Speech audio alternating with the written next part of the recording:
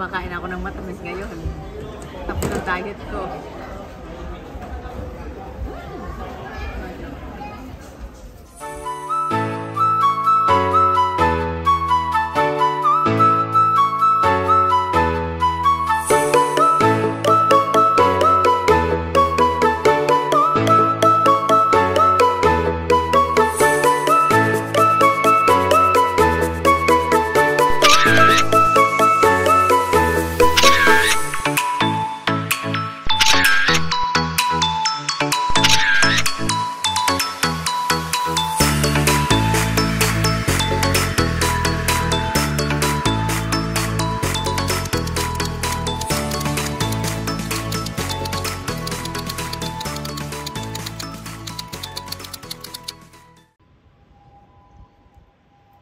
Hi, welcome to my YouTube channel, and today is another day, another morning, and another blessing again. And today's video is maglilinis kami ni Papa ng mangunguha kami ng kalamansi at ipadadala ko sa pamangkin ko kasi gusto daw niyang uminom ng aking kalamansi. So ngayon punta tayo dito sa likod ng bahay namin kasi andoon yung mga kalamansi ko. Let's go! Malamig na!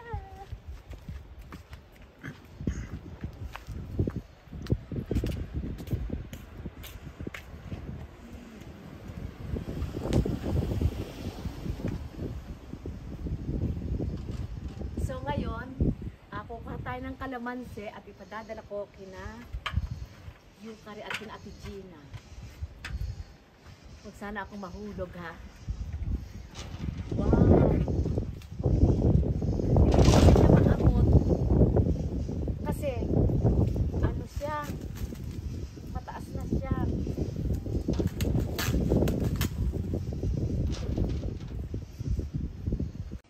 So, ayan, kukuha pa tayo ng kalamansi kasi parang, parang hindi pa yata sapat na doon sa pamangking ko. Kasi konti pa lang yung nakukuha ko. So, kukuha tayo pa ng konti. Huwag sana akong mahulog. Sa taas kasi malalaki na siya. Ganyan na siyang kalalaki. So, yan. Putulin natin. Yan. Hindi niya ako makita eh.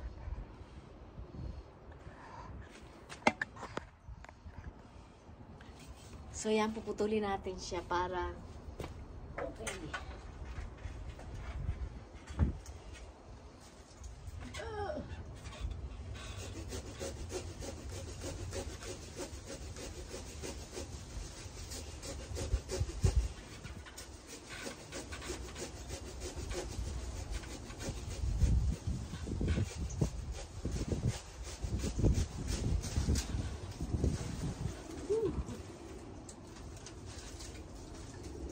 Ayan na yan, guys. Oh.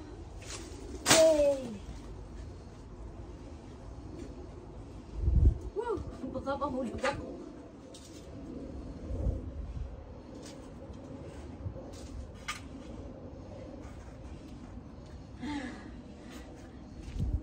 So, ayan guys. Nakakuha na tayo ng kalamansi. So, ang gagawin naman natin ngayon ay atin naman siyang gaganituhin. Lagay natin siya sa ano. Oh, diba ang laki. Kuha ko ng lalagyan. So, ayan. After tayong kumuha ng kalamansi, ay padadala ko kasi tumamaya eh. Kasi nilalagnat daw siya, sabi niya. Kaya tsaka masarap to eat. Padadalan ko sana si Marlon. Ayaw naman ni Marlon kasi nga pag-uwi na lang. Pagpunta ko na lang kina Marlon, saka ko siya dadalhan nito. So itong aking kalamansi, pag tumubo siya ngayon sa isang taon hindi siya tutubo. Tapos pag tumubo pala to, alam mo yung kumpul-kumpul siya pag tumubo. Tapos umakyat ako diyan para Hindi ko kasi maabot yung sa dulo eh. Kaya ito. So tingnan mo oh. Ito lang yung pinutol ko sa isang ganito. Ang dami. Siguro sa isang ganito meron ka ng 20 ano ng kalamansi. Oh, ang dami. Kumpul-kumpul pala siya. Kapag namunga siya, kumpul-kumpul. So, ayan. Kinakailangan, alam mo yung kinakailangan kunin mo siya ng isang kuha lang kasi ang hirap umakyat. Ayan. Diba ang dami na niya. Oh, ang bigat nito.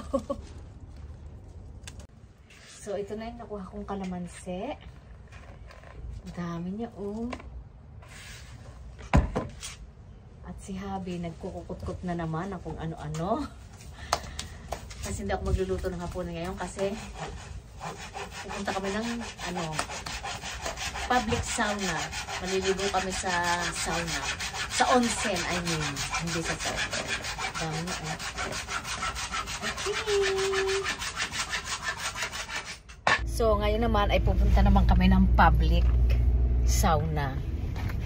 Magbababad ako kasi palamig na. Sa isang buwan, 2 beses kami nagpupunta ni Papsing sa sauna. At doon is lahat ay hubo. Lahat, separate ang babae tsaka ang lalaki. So, bawal magpanty, bawal magbra. Lahat doon ay nude. And then, magbababad ka sa mainit na tubig na may, yung parang jacuzzi. Pwede sa likod, pwede sa mga tuhod.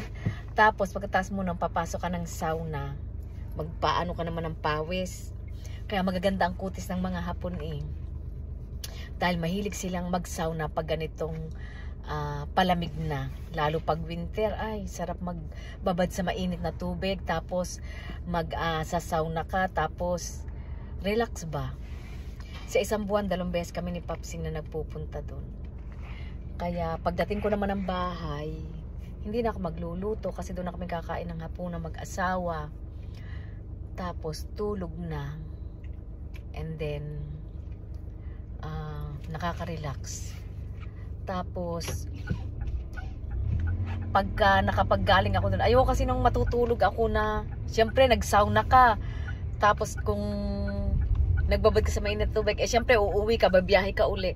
Kaya pagdating ko ng bahay, shower lang ako ng konti. Kasi malinis naman yung katawan ko, shower na lang ng konti. Hugas paa, hugas yung buhok. Kasi pag buhok basa eh, kumakapit yung dito sa sa sasakyan. Kaya kapag yung mag-i-stay kami ng hotel, okay lang kasi hindi ko naman sariling unan eh. Pero kapag yung dito magpa-public, pupunta kami ng public sauna, eh syempre sasakay ka ng sasakyan, basa yung buhok mo, syempre kapit dyan yung mga alikabok. So kaya pagdating ko ng bahay, kahit nag-sauna na ako, nag-shower ako, tapos naglilinis ako ng mukha, shower ng buhok, shower ng katawan, hindi na nagsasabong kasi ano lang naman yun eh, alikabok lang. Tapos patuyo ng buhok, tapos tulog na. Ganun! Oh! So,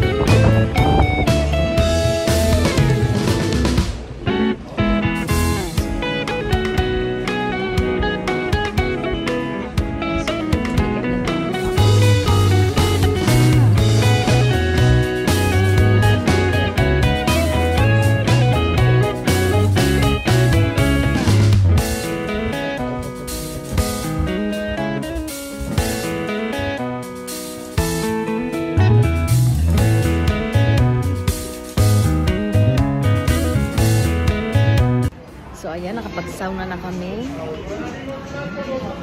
Ang sarap mag yung pag naligo ka sa sauna tapos mamasayahin yung iyong likod ng mainit na tubig. Tapos dito na rin kami kakain ng hapunan. Para pag uwi ay tulugan na. Ayan, ang ganda. Nagutom na ako, nagutom. 2 oras ako nagbabad sa sauna. Itong order ko. Ayan, order ko. Kakain na kami.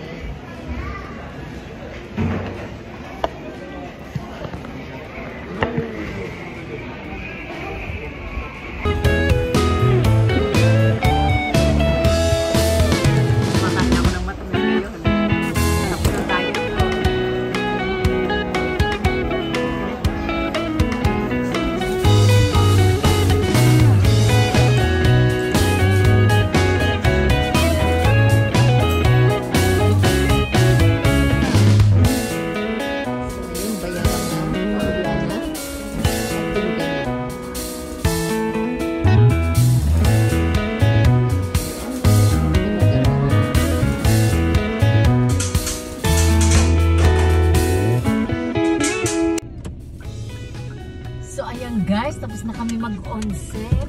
Tapos na kami mag-sauna. Ayan, ang daming pang tao grabe. Kundi tayo, kutsi. Ang bili! Yan, sarap dyan Magbabad ka dyan 1 oras. Magpainit ka ng katawan, tapos mag-sauna ka. Ay, sarap. Sarap ng pakiramdam.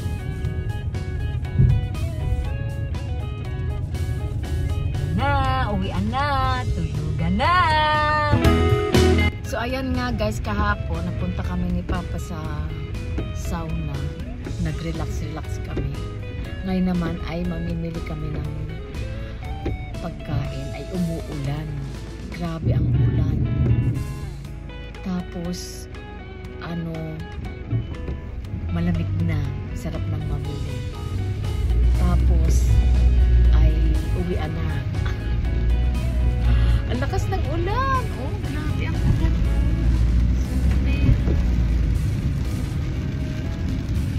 So, kakain muna kami ng tanghalian. Tapos, saka kami mamimili. Nakikisamang panahon kasi pag tag-ulan, magandang buhok ko. Okay, mamaya ulit. Bagus. So, ayan, kakain kami ng Ara, basta yung aking sapat.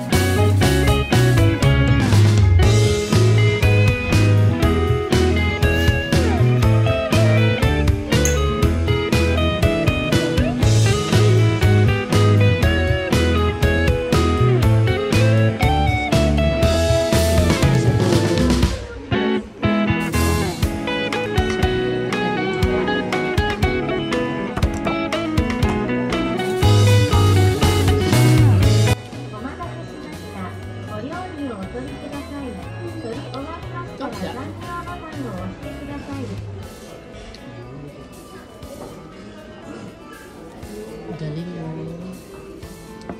Siya ang nagdala. Galing niya,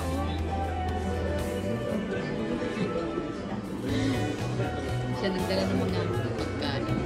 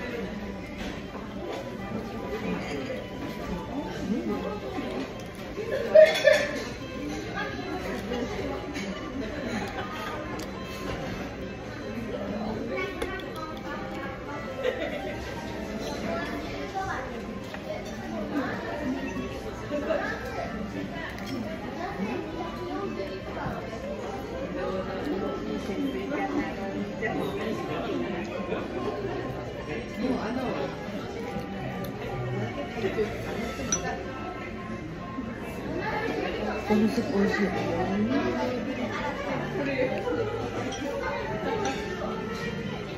Ebino.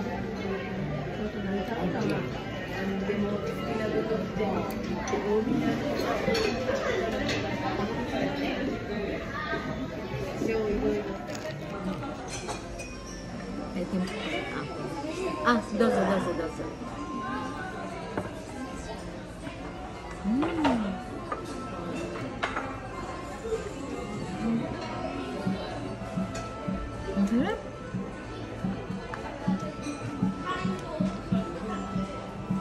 Pineapple pie dati. Ang sarap, mainit-init pa yung pie.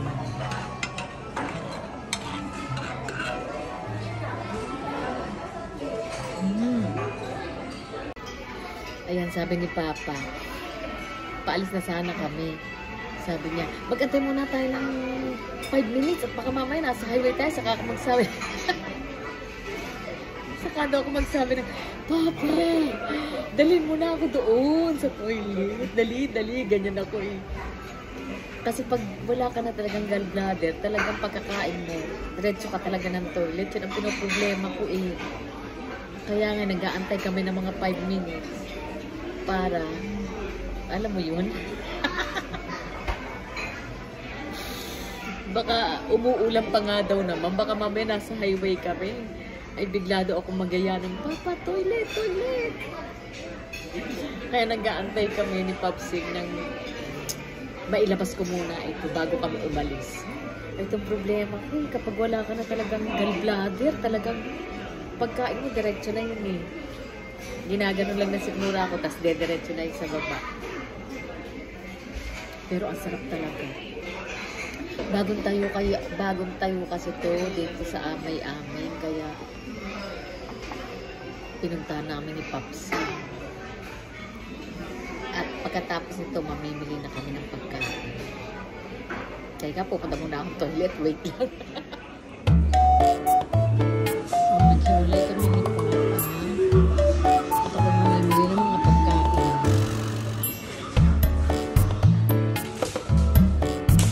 Sarap ko sa nakita niyo. Sa dahil. Kaya ng size eh.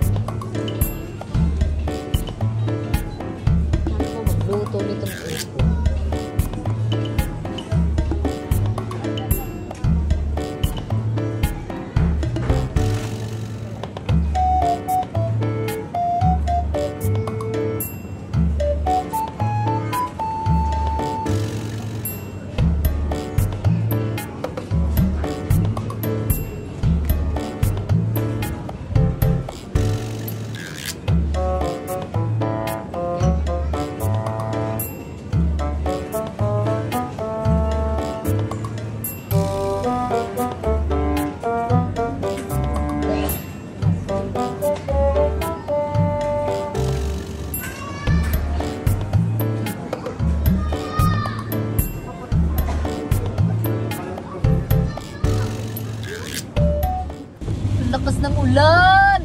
Grabe! Ganito talaga kapag taglamig na. Lakas niya, oh. Uwian na, tapos lutuan na ng hapunan, tapos tulugan na. Ang bilis ng araw, kanina kagigising namin, kumain. Pagkakain na malengke, tapos lutuan na ng hapunan, tapos liguan na. Ay, ang bilis. Ulan ang ulan. Okay guys, natin na kami sa bahay. Tapos mamamalengke. Magluluto na ako ng hapunan ngayon. And nakakatamad na lumabas. Ang lamig na. Yay! Taglamig na naman. And bukas ay uulan daw ulit. Kaya namili na ako ngayon para hindi na ako lalabas. So, ayan ang napamili ko. Pagluluto na ako ng hapunan ngayon. And guys, kung bago ka pa lang sa aking YouTube channel, subscribe my YouTube channel and thumbs up if you like my video and hit the bell button para updated kayo sa aking mga vlog. And pakisubscribe naman po yung aking channel para okay. And again, it's me, Aiko Sekiguchi from Japan saying, see you later, alligator! Yan, luto na. Lutuan na.